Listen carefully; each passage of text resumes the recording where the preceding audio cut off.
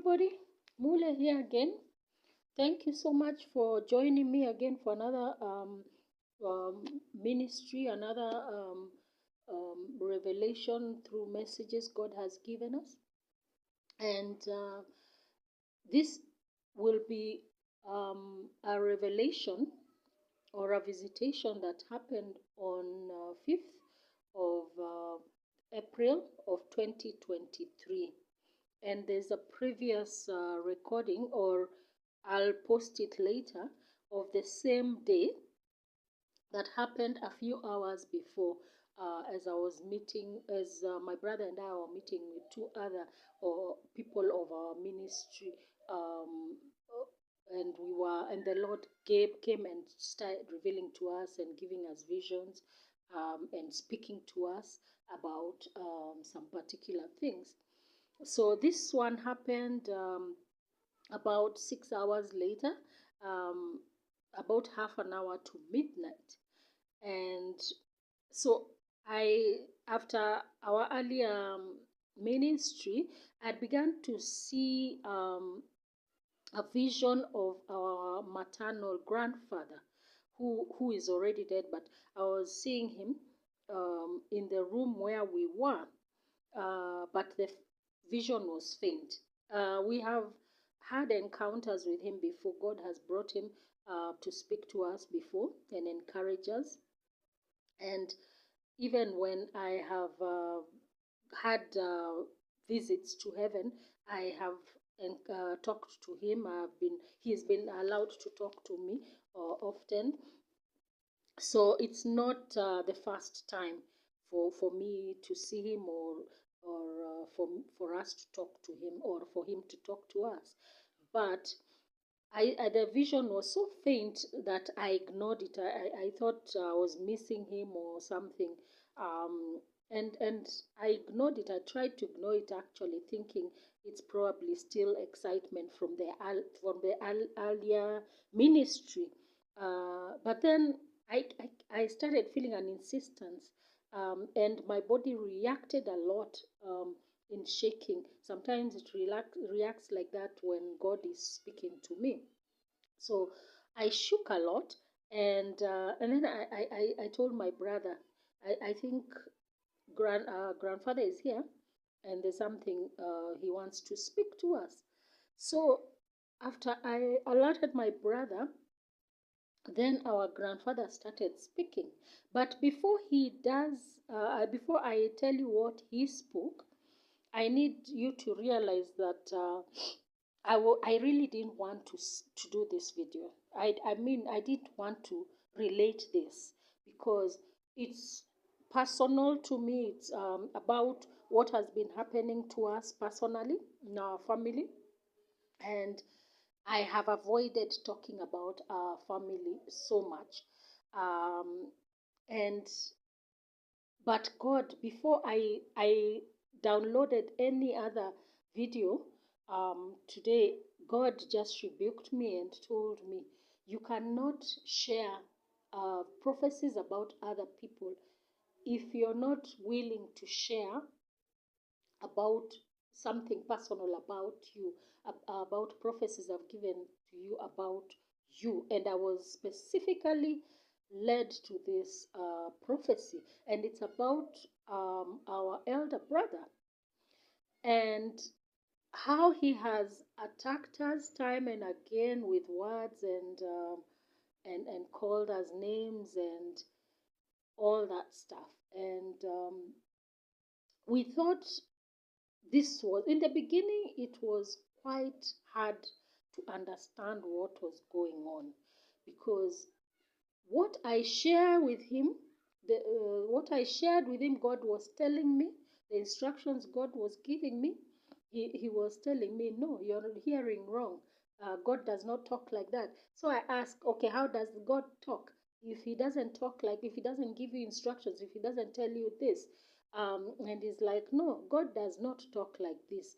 And when I also share again, another sibling of ours tells us, when God tells you something, when God closes a door or something, you should look for another way to do what He has told you. So I used to find it so hard to understand, especially this other one, her logic. I used to wonder, how can you tell me when God tells me to do something, not to do something, or to do something, I should look for, when He prevents me from something, I should look for another way. So I at one point I asked her, what kind of God is that you're serving, that when He commands you to do something or not to do something, you look for another way to do it, another roundabout way to do it? And I told her, me, I don't know what kind of God that is. And let me stick with the God I have had. And I know His voice, and I am willing to obey Him. Because this is not a joke. These times are not a joke. These seasons are not a joke that He is passing us through. It's not normal business. And God keeps telling us this is not life as normal. This is not normal business like the way church does its normal business. Now it will be different. God will be dealing with people differently, and He will move forward, and He will push on forward those who are willing to obey, those who are, even when it's a small still voice telling you something and it's not so loud, but once you know it's God, then do it, or don't do what you're being told. So it's been a fight over very many years since our dad died. And this brother of mine has been attacking, he started attacking me and telling me I'm hearing the wrong voice, I'm hearing demons or whatever, because God does not talk like that. But when I keep asking him, has God, because he's a prophet and he's a pastor, I kept asking, has God told you? He has not told me this. If He has told you, He is not the one who has spoken to me and instructed me this particular thing, I will even come to you, you do me deliverance, because even me, I don't like the way I'm being instructed. I don't like the things I'm being instructed because they are uncomfortable. They are very uncomfortable. And I'm causing waves here and there because of the things God is telling me not to do or to do. So every time he accuses me, I ask him that particular question: has God told you? He's not the one who instructed me. And he never confirms.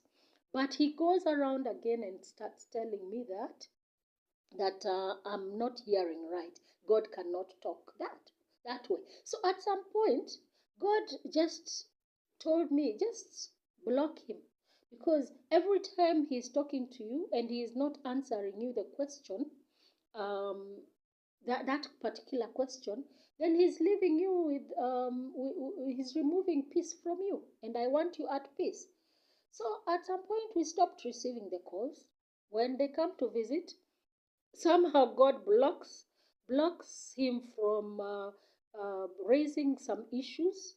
But the times that he is allowed to raise the issues, he doesn't want to listen. When we tell him God is doing this, he's still accusing us.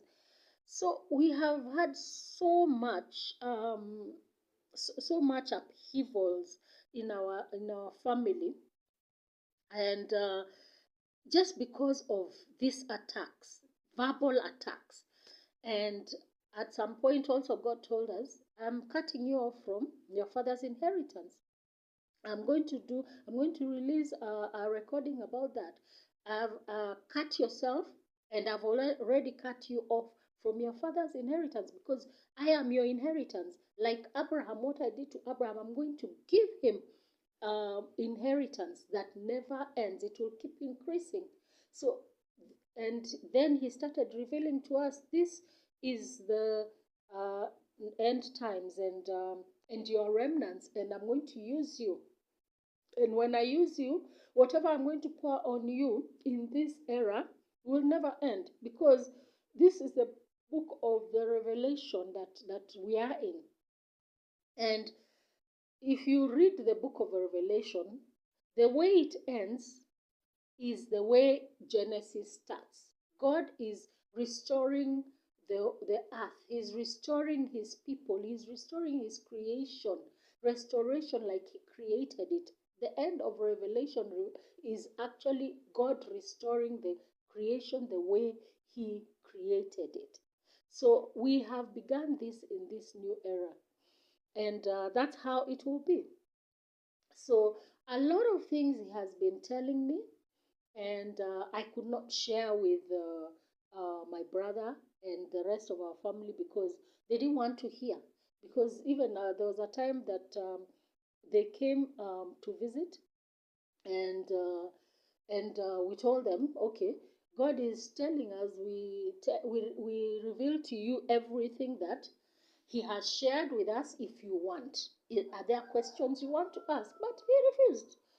Him and his family and his wife, they refused. So we were told, you're okay. If they refuse, they don't need to hear. I hope they'll be listening to these videos. I don't know, but we have been separated from him and his family since then, especially him and his wife since then, and we have been separated, as in even the location. We were removed from home and we were placed somewhere else. I told you in another video, we are in a place of transition.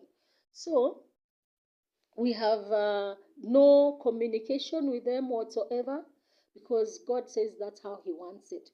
And He began by revealing that I know this introduction is long, but please bear with me.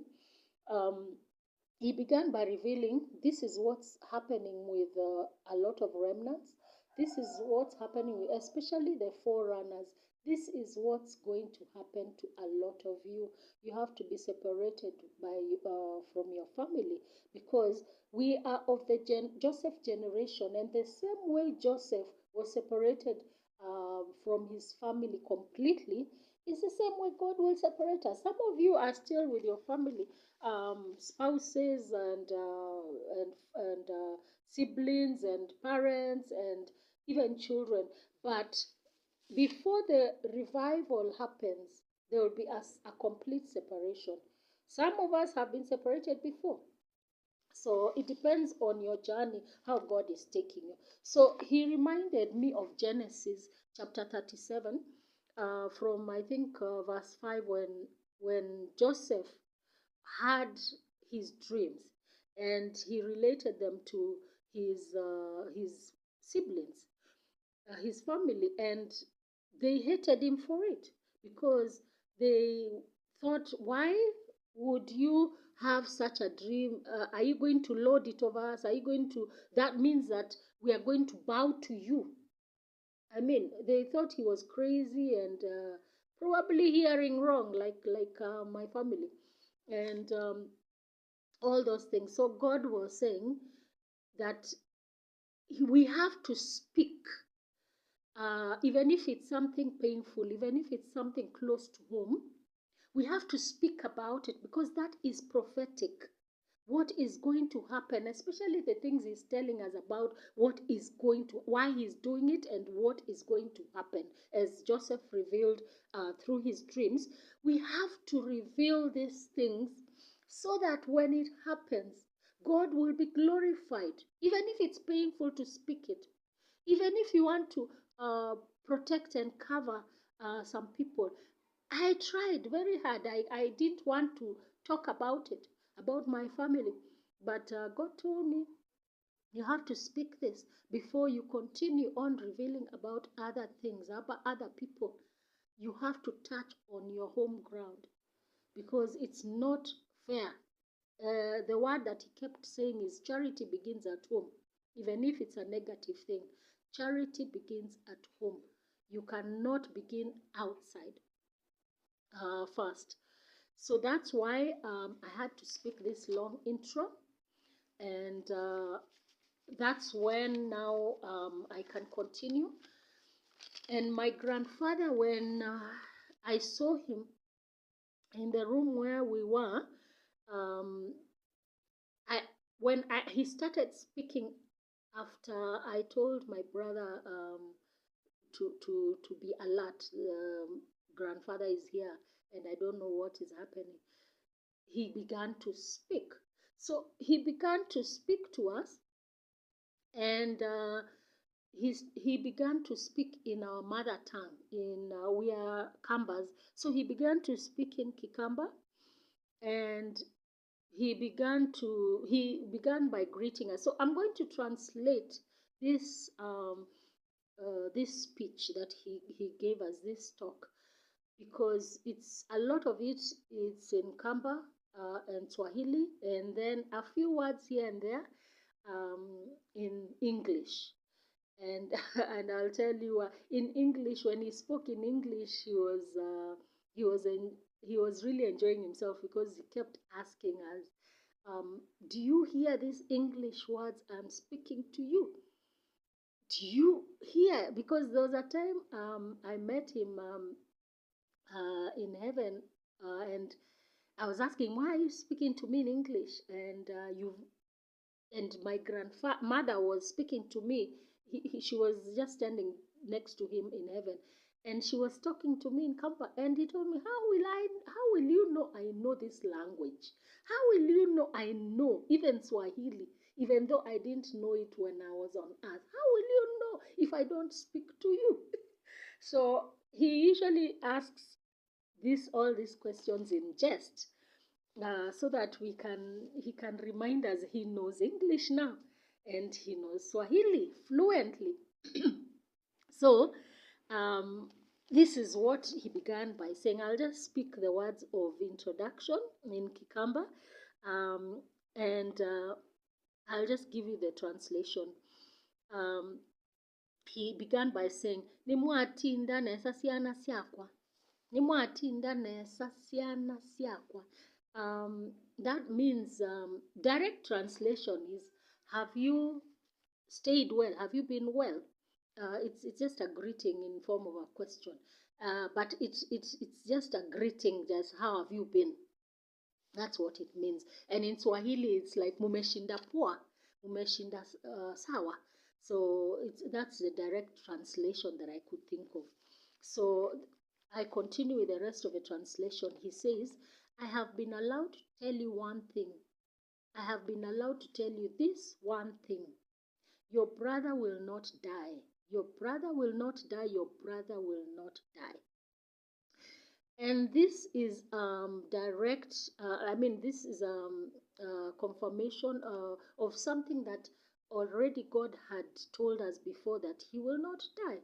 And I shared this in Facebook because God pushed me to share it in Facebook before I stopped. I removed Facebook from my phone. I uninstalled it, and he told me to share it as a prophecy, because it has to be heard. So at that time, we were given a stay of execution by Abba Father.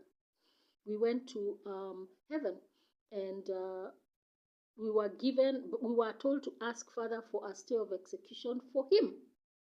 Okay, in that message of Facebook, I did not specifically say it was him, but now the Lord is directing me to say it's him. Okay, because of the accusations he has accused me of, because that's how God works. So that time we were given a stay of execution. So every time something comes up, prophecies about deaths of people who are going to die, firstborns, and all the mass deaths of people who will die, God reminds us, "I have that letter about your brother, and nothing will happen to him, because I want to use your whole family. All of you will be used." But he keeps saying, I'll have to humble all of them before they can be used like you. So I'll repeat that again. My grandfather repeated that 3 times. He will not die. He will not die, but the things he will be passed through, he will kneel down, he will be humbled. He will not die, but there was danger, and he would have been taken away. He will not die, because God has things to do with him. But he will be humbled, he will kneel down and know that he is not God. He will realize he is nothing. So even as I share this, remember this is what we have been, I have shared before, that this is what God has told us. Every remnant, whoever has attacked you, whoever has persecuted you, whoever has come against you in one way or another, that God will humble everybody before they come to ask for forgiveness from him. They have to come and ask for forgiveness before you. And remember what I read about, what I told you about Joseph in the Bible, that we are of the Joseph generation. So everything that happened to Joseph will happen to the remnants. So that's just by the way. So I continue. He will realize he's nothing. And that sentence he actually spoke in English, and then he asked, "Do you understand those English words I'm telling you?" That was just in jest, and then he continued. He will realize he's nothing, again in English, and then he continued in the mother tongue. He will know he's nothing before God. He will realize he's useless without the breath of God.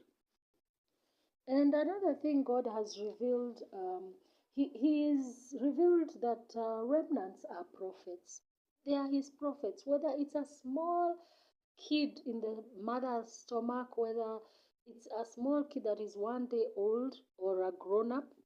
Remnants are prophets of God, and there's nothing that you can do about it. Whether you know yourself as a remnant that you are a prophet, know from today you are. For those who don't know, because they don't see the prophet in you right now, it doesn't matter. When the revival comes and you're released, that's when people will know that they were fighting a prophet. And God says no one can fight his prophets and get away with it. So some people will end up dying physically because of attacking remnants. And some people will be dealt with and be humbled before they are used because of doing the same, because of attacking. And God has revealed to us that the same way they attack you, they persecute you, it will happen to them 100 folds.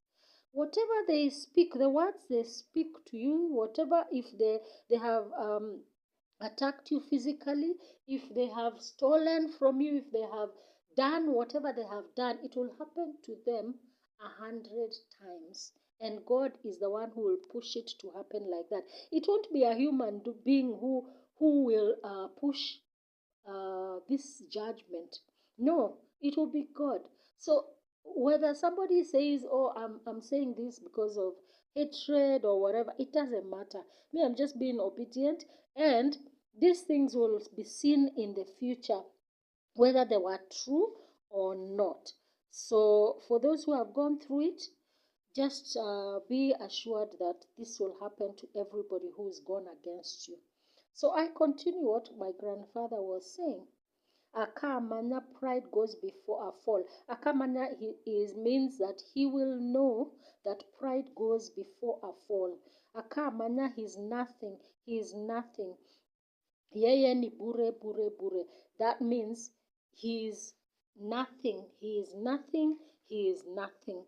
And then I'll continue where I translated. He will kneel down in humility if he wants to be used by God. He will have to kneel down before God and know that he is nothing. He is nothing. So he kept repeating that so many times. So I tell you, he is not going to die, but he will be the last. Let me repeat that. So I tell you, he's not going to die, but he'll be the last. The Lord will humble him. The Lord will humble him seriously. There's nothing he can do now. The Lord will humble him. He has to prostrate himself like he's nothing. He will know he is useless before God. So You're being informed that he is not going to die, but he will be the last. He will kneel down in humility if he wants to be used by God. He will have to prostrate himself on the floor. What you hear is that is true prostrating. Prostrating, not even before Yeshua, it's before you too. Remember that. Not prostrating just before Yeshua, it's before you too, before you, so that he knows no one who is proud can be used by God. No one full of pride can be used by God. I have been sent and allowed to tell you that. I am happy to see you. Your family in heaven has increased like a continent. So he finished that topic and went into another topic about our family in heaven. So your family in heaven has increased like a continent. There are so many of them. There are so many, so many. And we are happy because of that. We did not know that we could find so many, such a large family in heaven. We didn't know that we would find such kinds of people in heaven. I thought it's just me who will go before and will be followed by only few others. But imagine the mercies of God, mercies of God. So our grandfather basically was, I think, the first or one of the first in his home area to be born again, and then his children, um, some of them, I think, and his grandchildren and probably his great grandchildren. So he assumed he was like the first who went ahead that he knew of, that he would be the only one, and then the rest that he knows are believers. When they die after him, they would find him, and there will just be a few people. But now God is shocking him. So you will hear why he's shocked as I continue. Imagine I'm the patriarch. Imagine they have all come to me. They have all come to me. They are calling me Baba. They are calling me Father. They are calling me patriarch, father of this family because of you too. It is so beautiful. You will have to come and see for yourselves. God will bring you to greet your family, your Boma. Bomayenyu, that means your family. You will visit your family as you continue doing your ministries, your work. You will be seeing how your family, your Boma, looks like, how it's increasing. And those are not the only ones. It's getting more full. The rumor that the rumors that are spreading. So it was like a question. The rumors that are spreading an expression. And in heaven, rumors spread very fast, more than on earth. Someone just arrives, for example, and has heard already of rumors that there's something happening, and they join in. He doesn't want to be advised otherwise, but he just joins in whatever is happening. And God is enjoying all this. He laughs, he's laughing, and he's agreeing. He's just agreeing. Imagine that is your reward because of your faithfulness, because you are how you have been kept by God. Let me repeat that again, because of your faithfulness, because how you have been kept by God, and the exploits that you're going to do. Do you know of the people that are in heaven because of you?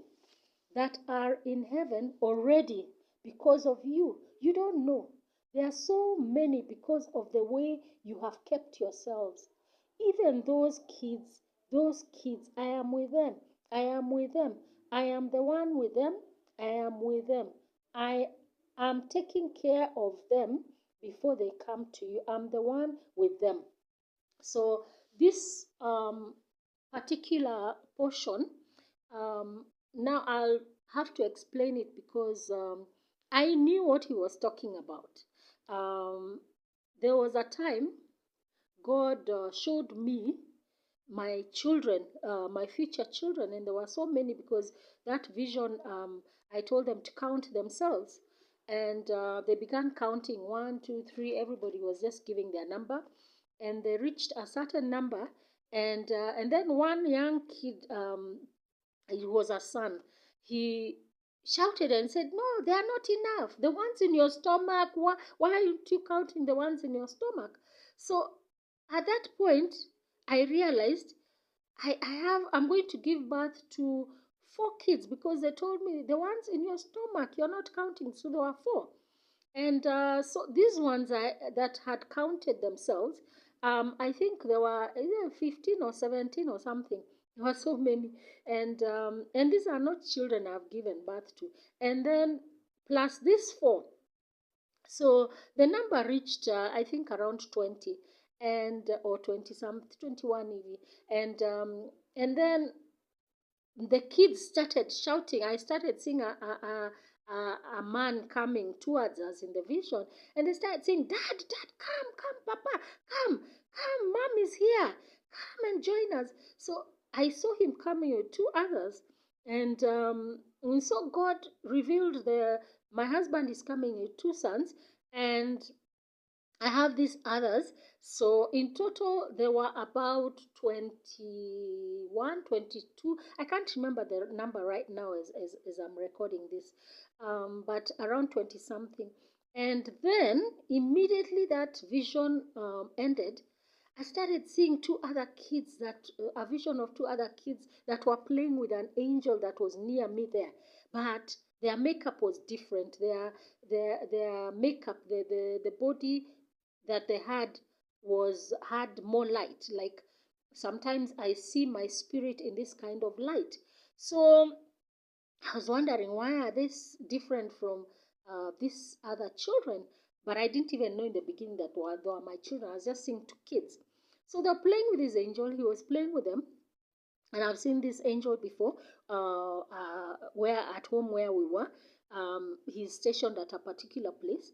So he was playing with them. They were climbing on him and just laughing with him, and he was laughing with them and just being with them and sharing and just having fun with them. So he reveals, "These are yours," and I was like, "What do you mean? And why are they separate from these other ones? Because these ones look human. How come this one, they have more light? They don't look like the others." So that's when the Lord reminded me that I told you there are some kids that are in heaven that died before their time during COVID, and I will resurrect a lot of kids. So for those who are asking for a biblical reference, I can't remember which gospel, which gospel talks about this, but he said during the time of Jesus' death, a lot of saints were resurrected when he went. I think it's when he went. He descended down to hell to minister to the dead there. And a lot of saints were seen in Jerusalem walking that had died. People recognize these people are dead and they are walking. So he said the same thing in this revival, in this outpouring. The same thing will happen like it happened before. So if that time people resurrected, even now people will be resurrected. And he said more so, there were so many kids that died during COVID before their time, and I'm going to resurrect them and place them in homes. They are not going to be brought back to their families, because their families know these kids are dead, or even the whole family died, the parents even died, so nobody is there even to know that these kids are alive. But a lot of these kids are being brought to Kenya. I don't know whether you understand it or not, but when it happens, you will believe it by sight, because there are some people who believe when things happen, not they don't believe the prophecies. So he was telling me these two are some of those kids that I will bring. They were young kids. They were around 5 or something like that. And he told me, "I'm going to bring. You have two kids, and a lot of remnants will have this kind of kids, and they will know these kids were resurrected.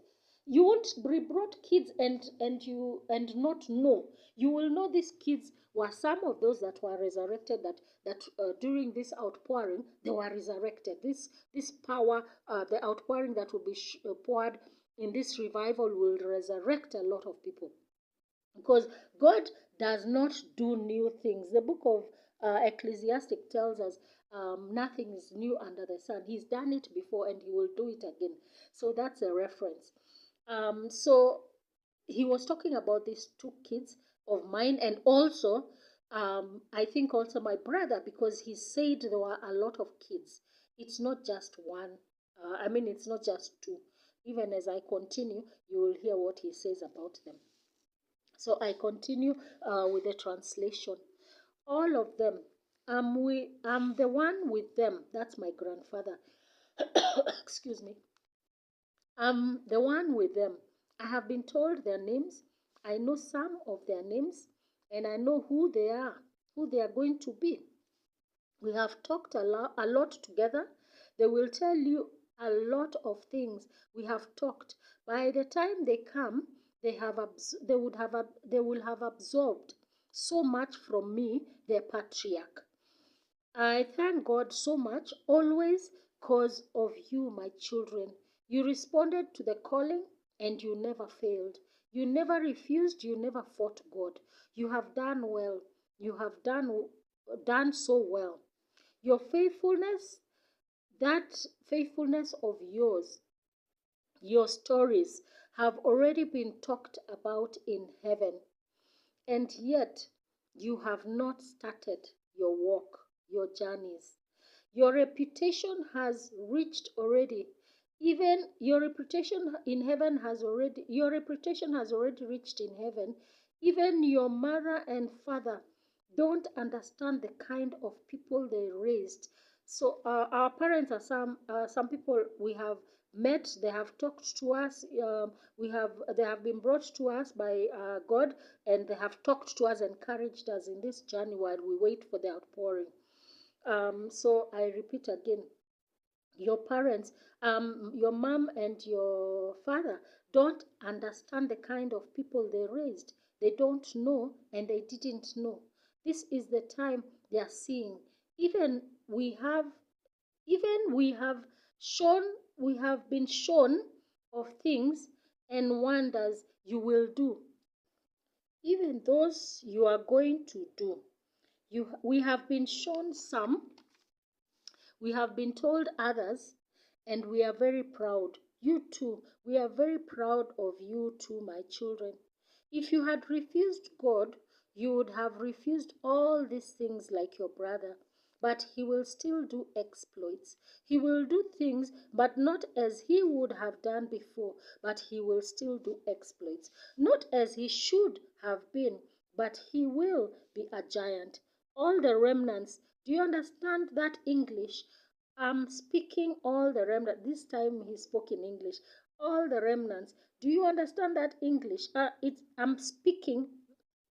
All the remnants are giants. Do you understand that English I am speaking? All the remnants are giants before God because of the exploits they will do, because of the way you will walk. And then he goes back to mother tongue. So do not worry about your future spouses, your future wife. Now that was my brother, and your future husband. That was to me. Do not worry about all those other remnants. God has held them. He cannot get they cannot get out of his hold, out of his hand. They are all under God's guidance, God's guard, God's grace. There is nothing that will happen to them. And that's when he stopped talking, and God now took over. And he started talking to us and revealing even more things. So I'll leave that and share what God has spoken in another, in another recording. So thank you for listening. This is that was just an encouragement to those who are being pushed by God to share. You have to share because a prophecy has to be spoken before it happens, so that when it happens, God will glorify Himself through the deeds that He is doing. So thank you so much for listening and for being here up to this end. So be blessed, and I will post the part 2, or is it 3 of the same day. I'll post, probably it will be part 3. I'll post it next. Thank you so much.